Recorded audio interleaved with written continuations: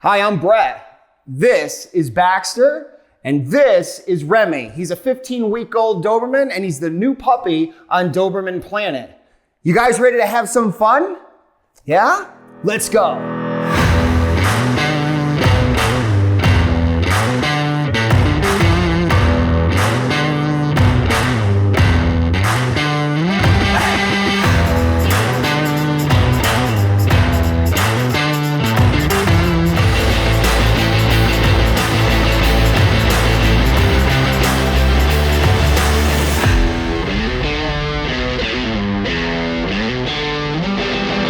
Hello everybody out there in Doberman Planet. I am Brett Hofer. I am a global director for a software company, which basically makes me a huge nerd, except I'm also a very big lover of the outdoors and fishing. I'm also a musician and a craftsman, jack of many trades, I suppose, but most importantly, I am a huge lover of the Doberman breed. So I have the opportunity and the privilege to be a host and guest here on Doberman Planet.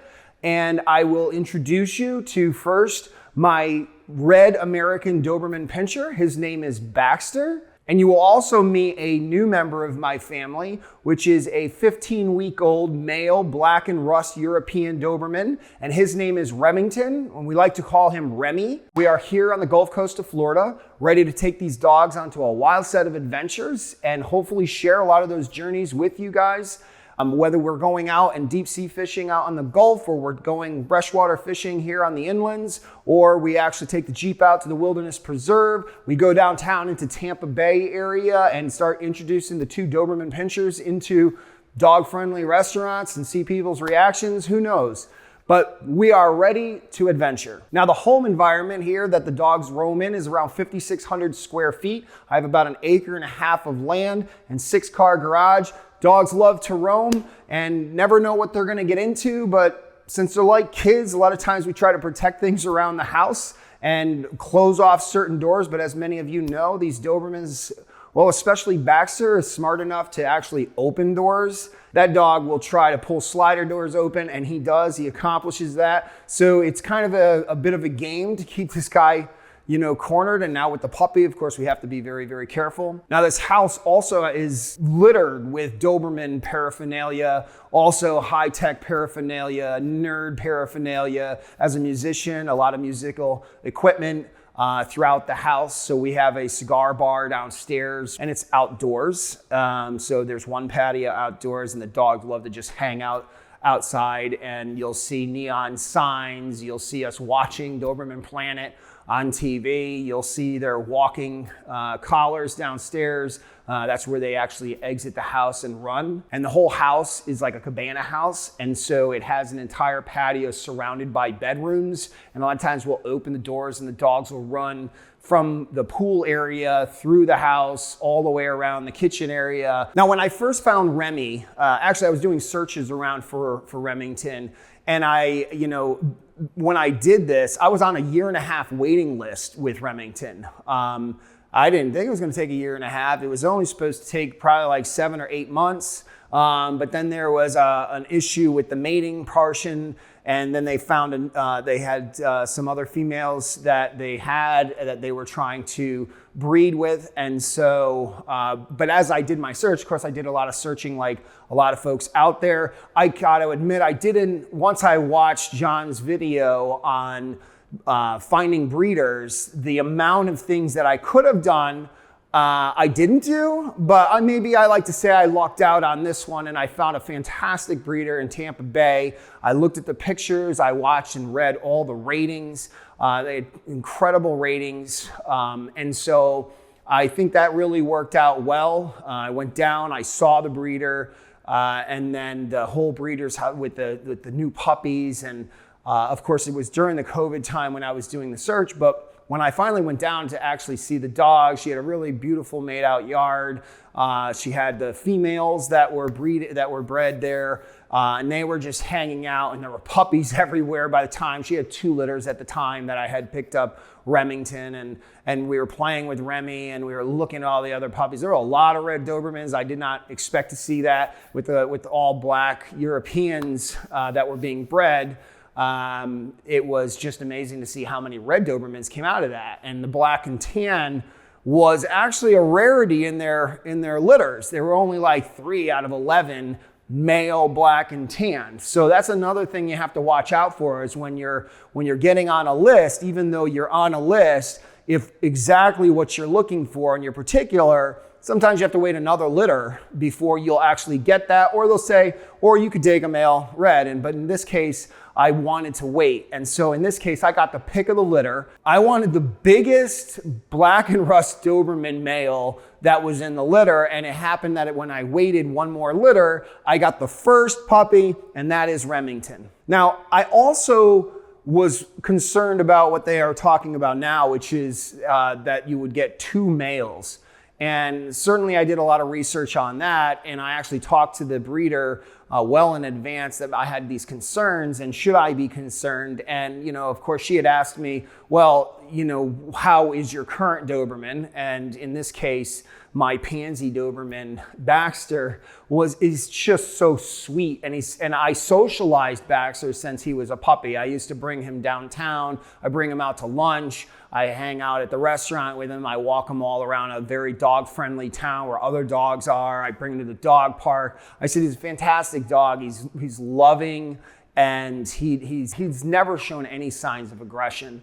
And so, especially towards other pups. He was asked, well, how old is he? And he was almost 2 years old, or would have been, roughly a year and a half, a little over a year and a half. But now, because of the late litter, he's almost 2 years old. So I wasn't as concerned with the fact that they say, if you're going to get the same sex, don't get it from the same litter. And then also, if he's old enough, then the other one will start to look up towards him. And I'm seeing those traits quite a bit with Remington and Baxter. He'll follow Baxter around the yard. Baxter start running. If I want Remington to come back, I can call Baxter back, who will respond pretty quickly, and then Remington will come back and always follow wherever he's going. So that has been really a great situation. But the same sex so far has not been an issue. We'll see what happens as I go on this journey, as he starts getting older, and maybe when Baxter is 4 and Remington's 2, who knows what we'll really see. But right now, I don't foresee any issues with the 2 dogs. Also, we got Remy's ears done. Actually, the breeder has those ears done when we received the dog. We actually got to see the dog and play with the dog 1 week before he actually went in for the ear cropping. And the ear cropping's been phenomenal. I absolutely love the way this vet actually performed the ear cropping. Now, I don't tape the Remy's ears too often. We actually take them back to the vet and have the actual ears wrapped by the vet. And they are just standing so perfect, and we're so excited to see how they turn out. Ultimately, he would love to have that thing off his head. He does scratch at it a bit, but for the most part, it's been troublesome free. So when I first brought Remington home, Baxter was like, oh, who is this guy? And figuring, oh, he's just another visitor. And I put him in the house. At first, Baxter's looking a little bit confused, like, who is this? But Baxter was so sweet, just as I anticipated. Baxter was very sweet with Remy on his first day home. And Remy, of course, obviously a little bit shy over the fact that he'd just come from a whole nother litter, and he'd been hanging out with the litter for so long. And now here he is in a brand new home. This big dog running around him. And I think Remy was only around females at the breeder. But it was a great experience. I mean, he came home and Baxter acted as I expected, which was very sweet and playful towards the puppy. Now let's talk about some crate training with Remy. Well, first of all, Baxter loves his crate. Baxter loves the bed too. I'm probably not the best and most strict about putting Baxter in his kennel, but it takes me nothing to get him in there. When he's on the bed, he's kind of a bed hog like most Dobermans are, but he'll come onto the bed and he'll have to be bumped, laying half on me, all his weight. And if it's not, he gets up, he jostles, and then he puts his whole weight right onto my side. And he likes a particular side, which is funny because when Remington comes into the bed now, it's like, okay, Remington's got to be on that side. I mean, he gets that upset about it. It's funny. With Remy, the whole crate training, again, I'm not the greatest at this. I put him on the bed. do the no-nos, but I'm still finding I can pick Remy up from a sleep position, and then after I put him from a sleep position, as long as I make his like, Dobermans, they're just spoiled. They just love to be spoiled and comfortable, and they don't like inclement weather, and they're just. So I take him out of his sleeping spot on the bed, and I put him in this nice comfy blanketed area inside of his crate. And as long as he's sleeping, I'll get away with that for a couple hours. So the crate training's not been a problem. So now the days, of course, Remy is now 15 weeks old, and there's so much interesting development that has happened over time. I mean, when he was just a tiny puppy and he's running around the yard, it was random. He really didn't pay much attention to Baxter at all. But now at 15 weeks, he's pretty much following Baxter up into the point where Baxter is just going 30 miles an hour and he just doesn't want to bother trying to keep up with him. He'll stop, but as Baxter comes down, he'll kind of reconnect and re-baseline where he's at. It's wild to watch how the dogs interact, going from a puppy in wild chaos out there to kind of in a free room where he's actually following Baxter as much as he can keep up.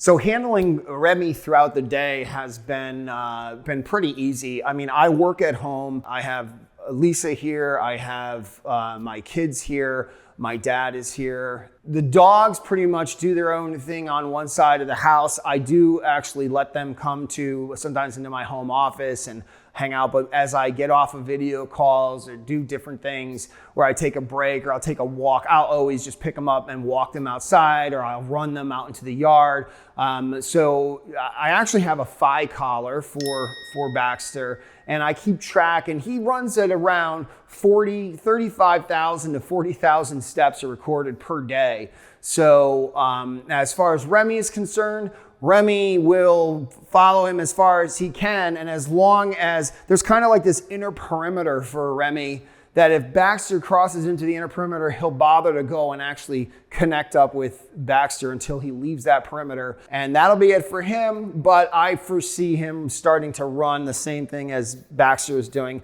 Maybe not as fast, but we'll have to see. Now, Remy does also have that nippy. He's a hyper nipper. He loves to nip. I think it's his affection mechanism. And so most of what we try to do is just redirect him, like we give him a toy or we'll give him a bone. But he doesn't bite hard, so sometimes it's kind of like, well, we just play with him and maybe push him back a little bit, or I'll just keep rolling my hand around his head so he's not actually able to bite my hand. But most of the time, the best thing I do is to redirect him, give him a bone, give him a toy, give him something. But when you don't have that around, that's his affection mode. That's his affection is, I just want to nip your hand. So I have all these really cool plans for both Baxter and Remy. I have different plans sometimes where I think I'll just bring Remy, and other times where I'll bring just Baxter, and it will really depend on what the situation is where I take both of them. Now I always have to be very careful because the dogs are so smart and they get very jealous if there is one thing the other one's doing that the other one's not. But there will be times where I really just want to socialize Remy. So I will be spending some time in the near future on taking Remy to various places. I want to take him into the Jeep, bring him to the Wilderness Preserve, bring him downtown like I did Baxter, where Baxter was afforded the opportunity to be socialized independently by himself when he was a puppy. I feel like I want to give that same thing to Remy by bringing him out to the restaurants and bringing him downtown to various areas that are very dog friendly. And we'll see how that goes. And I'll take you on that journey. And I'll also, some of the comments and the people and things that people say when you're out with a Doberman, especially a Doberman puppy in a dog friendly town, is just wild to watch people react. Like, oh, he's so beautiful. He's such a great looking dog. And I just love it. And so maybe I can get some of that captured. I may take him out on the boat. I may take him on the deep sea fishing boat. Or if depending on his level of anxiety, maybe I'll take him out on the bass fishing boat out into the fresh waters in the inlands. Hopefully a lot of these things that we have planned that I can share with the community we will share them right here on Doberman Planet. So these two are growing really fast, and we have so many adventures planned for both Baxter and Remy that you will be able to follow right here, and you're not going to want to miss on Doberman Planet. So please subscribe today, and we will be seeing Remy on his adventures many, many more episodes to come. Thanks for watching.